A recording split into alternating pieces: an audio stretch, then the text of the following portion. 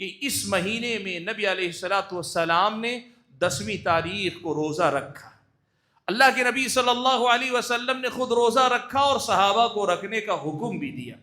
صحیح مسلم کی روایت میں حضرت ابو ہریرہ رضی اللہ تعالی عنہ راوی، اللہ کے نبی صلی اللہ علیہ وسلم نے فرمایا افضل الصیام بعد صیام رمضان شہر اللہ المحرم.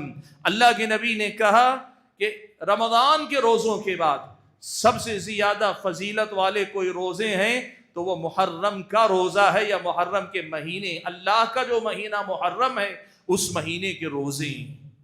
اب اہل علم میں سے بعض نے کہا اس سے مراد وہ جو پیر اور جمعرات کا روزہ ہوتا ہے، ایام 20 کے 13، 14 اور 15 کا روزہ ہوتا ہے، اور اس کے ساتھ ساتھ 10ویں تاریخ یا 10ویں کے ساتھ 9ویں تاریخ کا جو روزہ محرم کا روزہ کہلاتا ہے، یہ روزے مراد ہیں.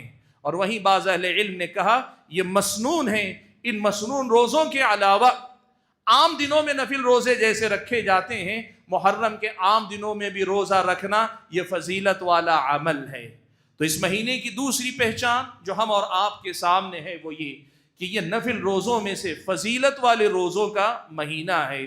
اللہ کے نبی صلی اللہ علیہ وسلم نے اس مہینے کے نفل روزوں کو رمضان کے روزوں کے بعد سب سے زیادہ فضیلت والا روزہ قرار دیا.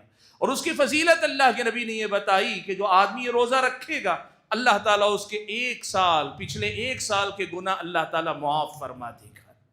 یہ روزہ 10 محرم کو رکھا جانا چاہیے، لیکن اللہ کے نبی صلی اللہ علیہ وسلم کی تاکید یہ بھی تھی کہ یہودیوں سے مخالفت ہو، اس لیے 9 کو بھی روزہ رکھا جائے. اللہ کے نبی نے ارادہ کیا تھا لَإِن بَقِيتُ إِلَىٰ قَابِلٍ لَأَصُومَنَّ التَّاسِعَ، اگر اگلے سال تک میں باحیات رہا تو میں 9 کا بھی روزہ رکھوں گا. تو 10 محرم اور 9 محرم دونوں کا روزہ رکھنا چاہیے.